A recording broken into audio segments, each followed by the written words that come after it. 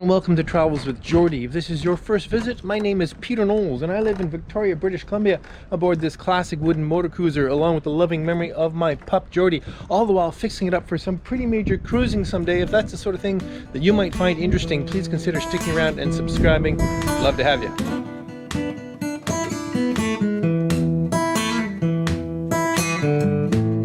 Well, we're carrying on with the refinishing of the exterior brightwork, and it's a monster job. This is week 3. Sanding, you know, sanding. And we're on to serious sanding, and this is another time to show another phenomenon that is really quite sad. Okay, you've seen this side of the boat. This is rough, it's just been scraped. This has been sanded. Well, you'll notice it's red and this is yellow. And yes, that's because even when you strip mahogany, you're gonna have to take off a little bit of the top wood to get down to its beautiful color. And unfortunately, this is what the sun does. So regardless of how successful, fantastic a varnishing job you do on your wooden boat, if it sits out in the sun, it will eventually go yellow underneath that perfect varnish. Obviously, the more varnish, the more UV protection you'll have, the longer it'll take. This only had a couple of coats, so it happened very quickly. Now, the shame about this is that I can just perceive a slight ridge here. In other words, I've taken away more boat here, and this is the second time I've done it to this boat. How many times has it been done already, and how many more times will it have before I sand right through to the other side? I don't know. So it's a bit discouraging. Now, it's not discouraging, it's beautiful. It's the way wooden boats are, but you have to realize that to turn this into that, you're losing some wood. Now, some people would suggest I stain the wood. Well, get it to here, but then stain it, and it will hold its color a lot longer. In other words, reducing the need to sand. And I think when the boat is in good enough shape that basically the whole cabin sides are in pretty good shape, I've dealt with the black, I've dealt with the fasteners, I've dealt with the new window trim, I might consider doing that. But because I'm going to have to do so many repairs over the next several years, like maybe a decade, it's very likely that I will sand through it, and then I'll sand through the stain. And I know about this because MV Zephyrs has much of its wood stained that's on the outside. It doesn't have bright cabin sides, but window trim and stuff like that. And it is a touch-up repair issue. So anyway, that simply talks about what I'm having to do now. I'm currently using the beautiful big 6-inch random orbital because it is a demon of a sander versus your average little 5-inch jobby. But this is about the only place on the side of the boat, maybe a couple of other little spots where I can run that big machine. Otherwise, it's the little one. And when I get down into some little places, I even have one of these little mouse sanders. It's actually remarkably handy. And then when I'm done with that, down to good old hand sanding. Oh yeah. Anyway, I'll be showing you lots of that, I'm sure.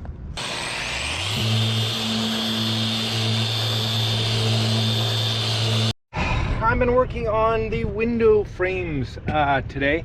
It's really important that I get these ready for stain because, as I think I mentioned, I have to pre-stain the window frames so that when the oil goes on, they both, the Honduran mahogany and whatever this is, come to roughly the same color, which means I have to get these in pretty good shape.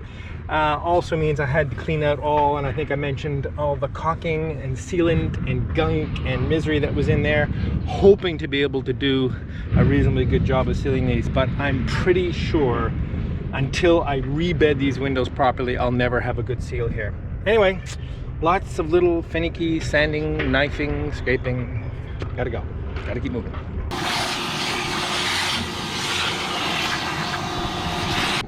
Alright, so the stain I have determined is suitable for this after a couple of tries. The last time I did this is Minwax Golden Oak, and so I just gotta get it on without getting too much, or how about any, on the cabin sides. So I'll wait till it's a little bit drier before I come down around the corner. And there we go. Well, I'd have to say not a brilliant job, but better than I did last time, capillary action is not your friend in this particular project, places like that. Anyway, I can easily sand that out and deal with it. Okay, now of course it looks really, really dark now compared to the mahogany. Wait till we get some tung oil on that. Okay, now back to the front and rub it all down. Yeah. All right, and now the windshield. Teak, so I don't bother staining it. Douglas fir, whatever this is, Douglas fir. This is actually mahogany, but I'm not going to cut to it. I'm going to stain it. No harm in that. Okay.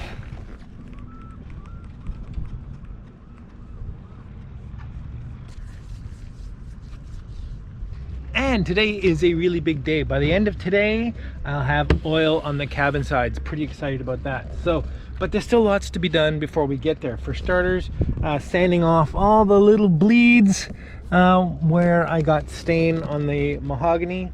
A final sanding, but more importantly than that, I'm going to have a go with oxalic acid on the black stains, and we'll see if I have any luck with that. So here's oxalic acid. It's basically a powder, and I've just read that it actually comes from rhubarb, which is pretty impressive.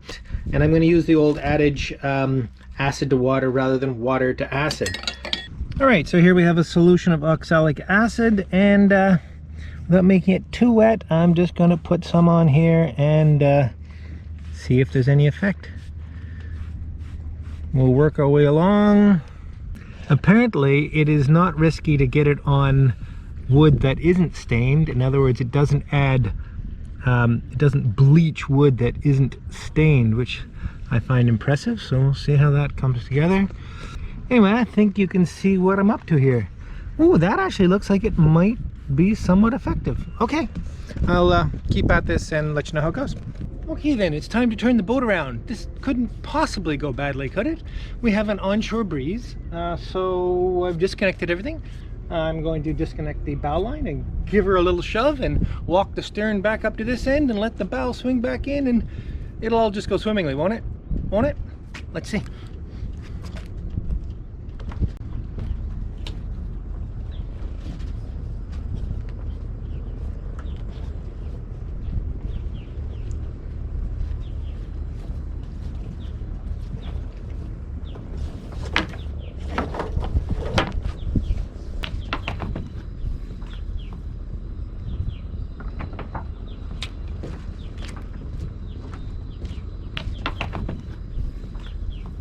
Piece of cake. Now the trick is, every time I turn the boat around, I don't do it often, I've done it maybe 3 times since I've owned it, I gotta make sure when I leave the boat I don't walk off the wrong side of the stern grid. Yeah. Anyway, cool. Okay, well, the time it took to spin the boat around, the oxalic acid has done its work, including some trickle bleaching here. I'm sure I can sort that out, but in fact it actually worked fantastically. It has in fact bleached the wood more than I would have expected. Time for me to get some neutralizing water on there. Stuff works. Well, with this all rinsed, it won't take long in this sun for that to dry. I'll just get some paper towel and accelerate it a bit, just to last a little bit of hand sanding, some tiny up here and there. We're getting close. Now I have an opportunity to do some of the final sanding, and that is, as I mentioned, fixing up places where the stain bled in and places where there's a little water mark from dew that we had pretty hard dew the other morning. Anyway, I'm really pleased. Sanding, more sanding. So in a place like this, I'm not even sure you can see it down there, where I have to take that little bit of capillary bleed off the mahogany. I take sandpaper and I just fold it over a cheap hardware store auto body spatula thing, and that way I can be pretty sure I can apply pressure right at the edge, but not onto the adjoining wood. And that's that. Move on to a more gentle grade. These Abernets are also brilliant for hand sanding because they're very tough. They don't fall apart. Okay, now we'll finish off with the grain and a little bit with the foam block. Excellent. And I don't know if you can see, but you can no longer see it. All right. Okay, now I'm on the sunny side. I tell you, I'm dying out here. hand sanding in the sun. Okay, so I've done the toe rail and the rub rail to here. Let's start with the cabin side. This will be fun, of course. One of the worst parts of this stage is making sure you don't have any scratch lines, sanding scratches in the wood perpendicular to the grain. And in a place like this, where I sort of had to panic to get this to sand at all, it was a bit miserable. So getting in here with tiny little pieces of sandpaper, I'm probably gonna wiggle you quite a bit there to try and get scratches in the right direction in a few successive grades of paper. Miserable, but satisfying, because I tell you, once the oil gets on here, we will see any scratches in the wrong direction really easily.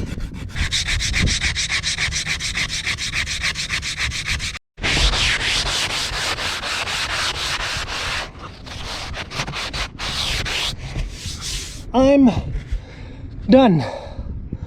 Holy moly, it's hot. Okay, let's get all this sawdust off.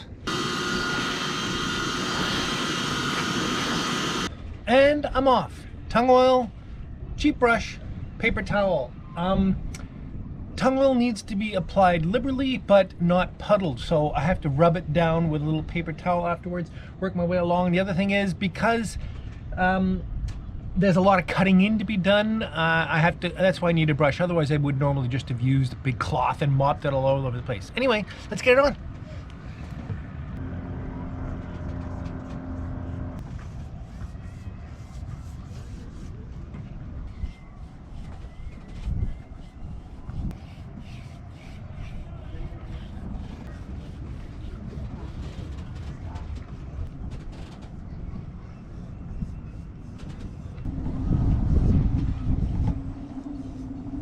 And there we go, in about 45 minutes, completely oiled. Now I still have to go over it one more time with a cloth just to make sure that there's no actual damp spots, because you really don't want any buildup of liquid oil. It's all got to soak in. And yeah, and now it's going to get darker and darker over the next couple of days. You might have detected a little bit of urgency in the last little bit. Sorry about the wind. I should have put my fancy new wind thing on, but I didn't expect it to be this windy. It's gonna rain tomorrow, so I had to get something on, get oil on at least. And I'm really pleased that I did, because that won't suffer at all from the oil. Oh yeah. Sorry about all the wires and such. That looks so nice, so nice. Okay, I'm still not done. Gotta rub it all down. And I'm back at it. It poured rain yesterday, the day after I got the oil on, and thankfully it kept from getting water stains in the wood, so it's in pretty good shape. I'm just going to give it a quick scuff with a Scotch-Brite and another coat of oil. But an interesting thing has happened. I've discovered that the supply of tongue oil is drying up drastically, so I've had to go out and get a can from a different source and make sure I can keep enough tongue oil around, because apparently shipments of tongue oil from China are somewhat reduced.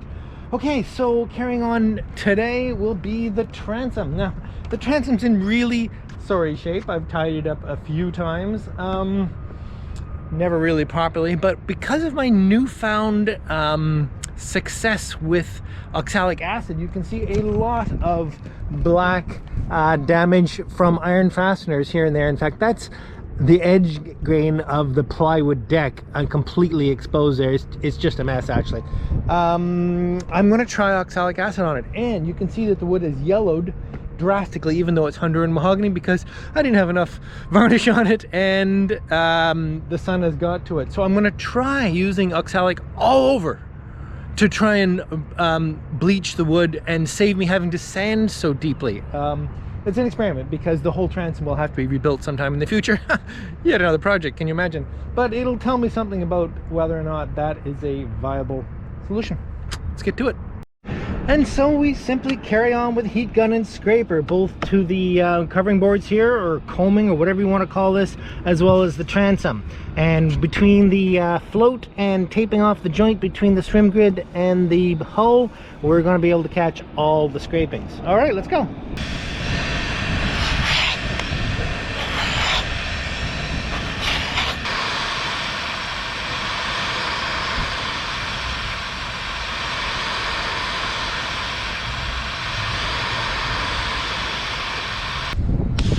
is coming along nicely. Let's look at the other side here.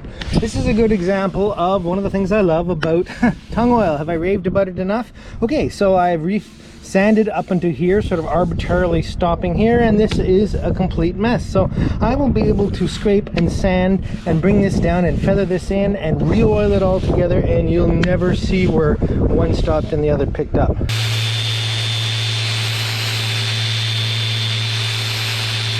Woohoo, it's getting hot in a hurry. Okay, so we're getting some sanding done here. Really pleased. I have actually opted to do all of the transom simply by sanding with the big 6-inch because the wind has come up just a little bit, and the sander is about 99% effective at dust collection, whereas the scraping, you lose, you know, 1 or 2 little shavings here, and I'd rather not do that. Okay, so time to change, keep at this. Whew, hot. All right then, so here's a test. I've scraped and sanded the starboard side of the transom. Let's go have a look. And I haven't done anything other than just get the varnish off. So you can see that there is a mix of sanded right through to good red mahogany, and still yellow needs sanding through. What you can see, of course, is a lot of deficits. We got all kinds of plugs. I think these are sapele. We have bits of caulking, in other words sealant. We have a lot of damage from iron, some missing bungs here and there. It's just a mess, and of course it's been splined, but with some different kind of wood, and there's gaps left around the splining. So what I'm going to try is oxalic acid, which I have mixed up, and I'm going to basically treat the whole transom with oxalic acid, primarily to get the black iron stains out, but also to bring the wood up. Oh, I'm getting a little oxalic acid vapors. Anyway, I'm going to talk less and stand back a little further.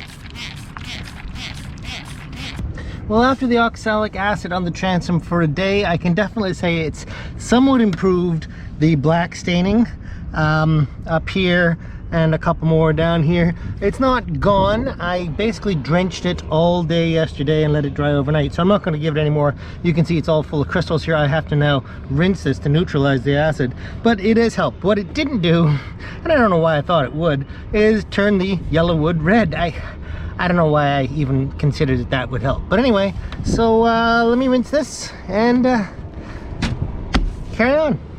All right then, folks, this is going to be a bit indulgent. Not that long ago, in an effort to make some food I've always wanted to make myself, I bought a tiny little deep fryer. Yes, heavens. Because I want to make Scotch eggs. No, we're not making Scotch eggs today. But what the heck? Let's try some French fries, right? So I'm not going to claim any expertise in the world of making French fries, but some years ago I had this ridiculous idea that I was going to open a pub, and so I started to think about how to make a few things. So I started to practice making French fries, and the process that I'm happiest with, some people are aware of double frying. Well, that works, but I actually blanch or boil the potatoes after they're sliced before I deep fry them, and the timing is something that I'm still working on a bit, so we're going to experiment a little bit. I'm going to boil for 8 minutes and deep fry for 8 minutes or so. Anyway, we'll see how we go. Temperature set as hot as this little fryer will go, which is 375 degrees, and the potato is honestly, I forget. It's potato. It's not purple.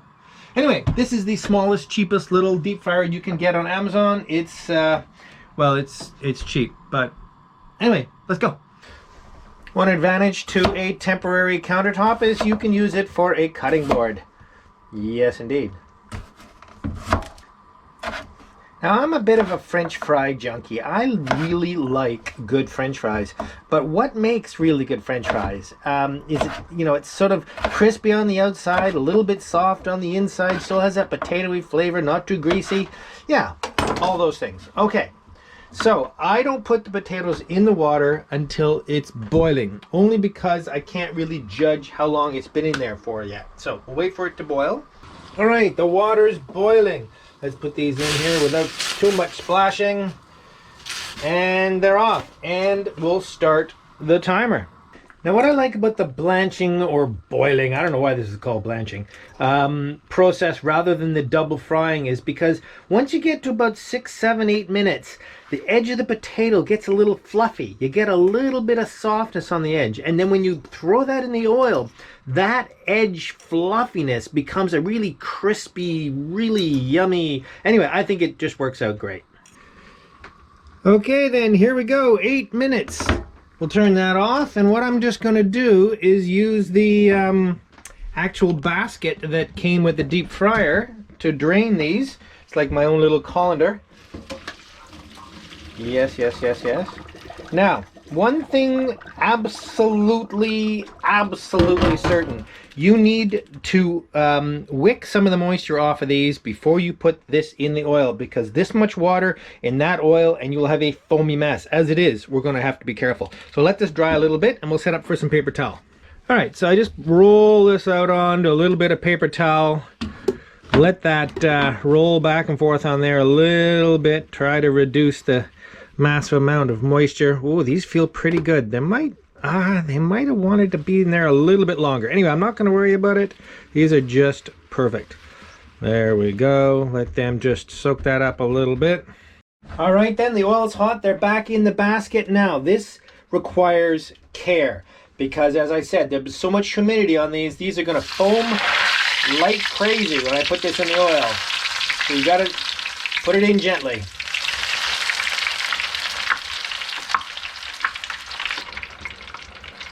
And there we go. We're pretty much safe to leave it. Just barely. Deep frying on a wooden boat. I know what some of you are saying. Yeah, just come up on 7 minutes and I'm going to call it there. I think that is going to be just about perfect. They look great. Turn this off before I forget. Let them drain down a little bit. And into the bowl. Lots and lots and lots of salt. And because I grew up in Quebec, mayonnaise. Never ever ketchup. Oh yeah. Oh my gosh, yeah. Perfect. Cheers. Well, hello there and welcome to the Travels with Geordie Beer of the Week. So much sanding. This beer is something I've been looking forward to all day. Okay, we're going to Hoyne, back to a local brewery right here. This is their Vienna Amber Lager, and nice light beer for a sunny afternoon. I'm kind of looking forward to this. Let's see what we think. Now can I manage to pour it? Well, I'm on my 3rd week of this, and the sanding is almost over. Of course, you're a couple of days behind, but it's coming out nice, and I'm really looking forward to getting some varnish on. Okay, the Vienna Amber. Wow. Honestly, I have no idea how to describe that.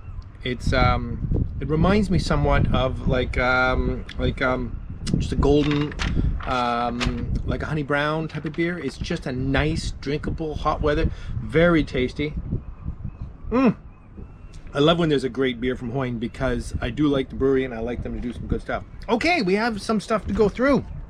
Another amazing week, and so gratitude is at the top of my mind.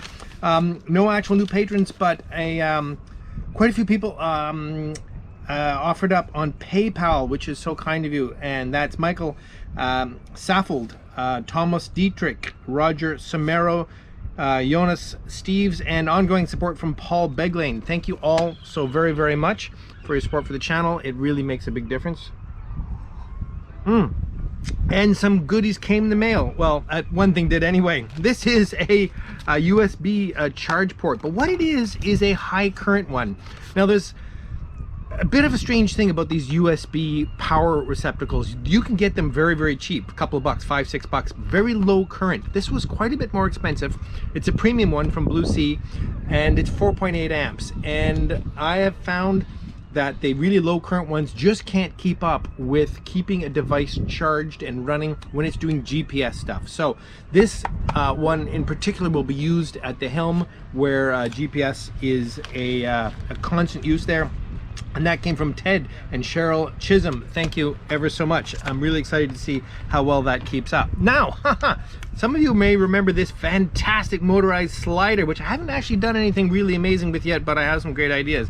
Anyway, the kind gentleman who gave it to me stepped forward, and it is Robert K. Now, you should all know that name. Robert K. is also the individual that sent me the GoPro camera you're watching me on now, and I am, and we all should be very, very grateful to him, because what a difference that has made to the quality of the episodes since that arrived. So thank you so much, Robert, from all of us. Okay, so again, thanks to you both. Cheers.